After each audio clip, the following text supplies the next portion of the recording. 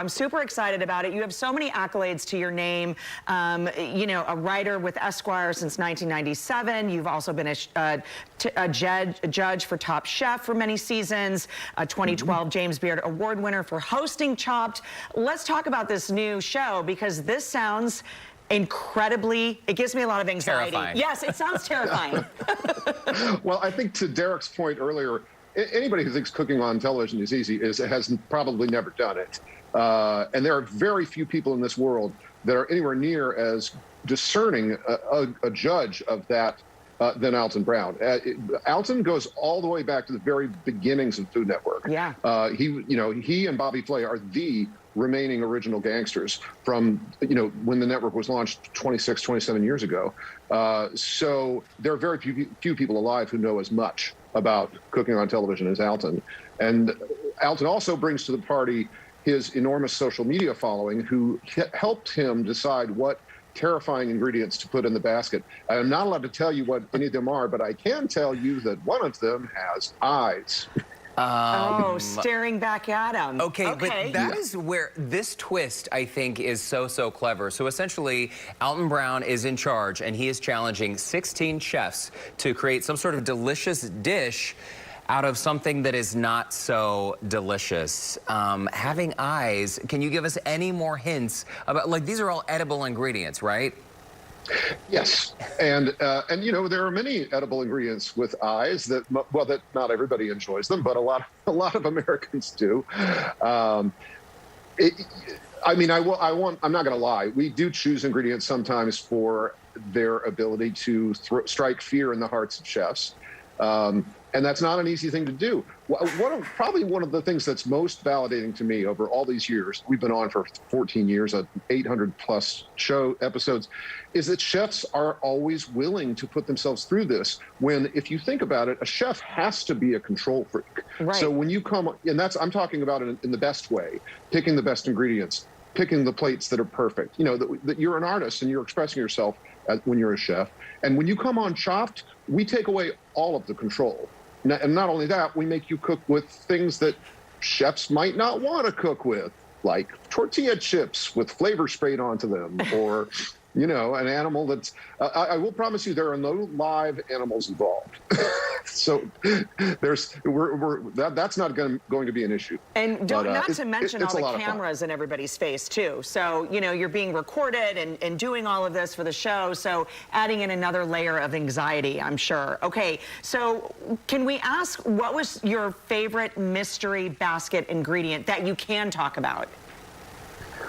Well, historically, there have been so many thousands of them that it's hard to choose, but I'll just go back to my age-old favorite, which is the whole chicken in a can.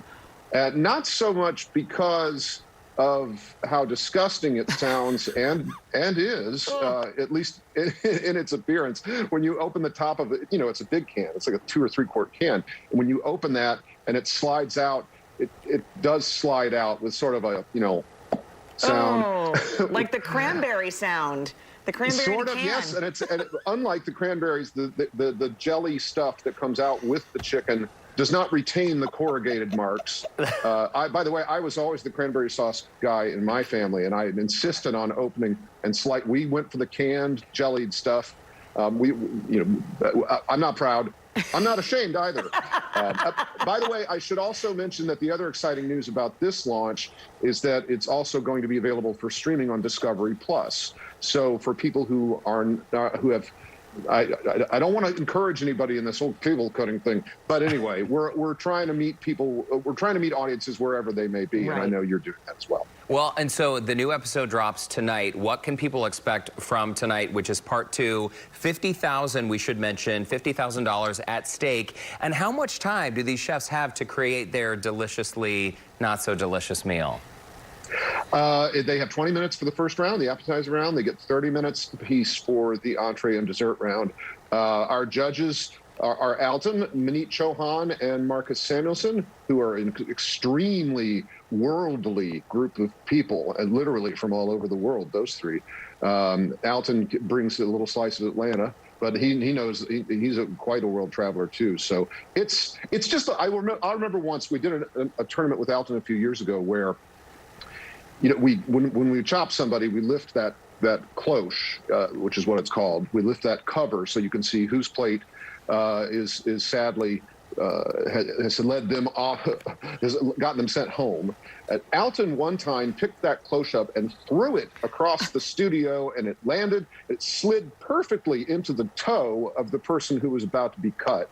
Oh. And none of us knew he was going to do that. Nobody, not the producers, not me. It shocked the heck out of us. I've never seen anybody show that kind of impudent behavior on our set. But you know what? When Alton's in the house, you let him run the show. Absolutely. And I love seeing you evolve too, Ted. I first became a fan of yours, of course, from all the stuff that you've done on Food Network and Queer Eye for the Straight Guy. Still a fan. I'll watch that every time. Every time. Thank you. Another network just aired a reunion show with us a week or so ago that was really super fun to do. There's the boys.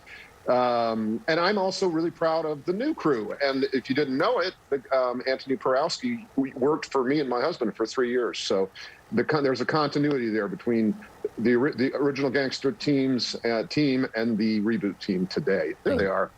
They're good. They're good people. Well, hard to believe, They make them cry more than we did. We destroyed their houses better than the new guys did. There are a lot of tears on the new version. Hard to believe it was 2003, Ted, since that first episode of Queer Eye aired. We got to leave it there for today. Right on. But we're going to be watching tonight, though. All right, come back and see us anytime at Houston Life. I would love to. It's on tonight, 9 p.m. Eastern. Awesome. Okay, Thanks again for coming on. Ted Allen, thanks so pleasure. much. And you can catch tonight's show at 8 p.m. Alton's Maniacal Baskets tonight at 8 p.m. on Food Network and Discovery Plus. And for more information, you can visit our website, HoustonLife.tv. What a treat to have him on. We're going to check in now with Lauren Kelly, who's helping us plan a date night out. Hey, Lauren.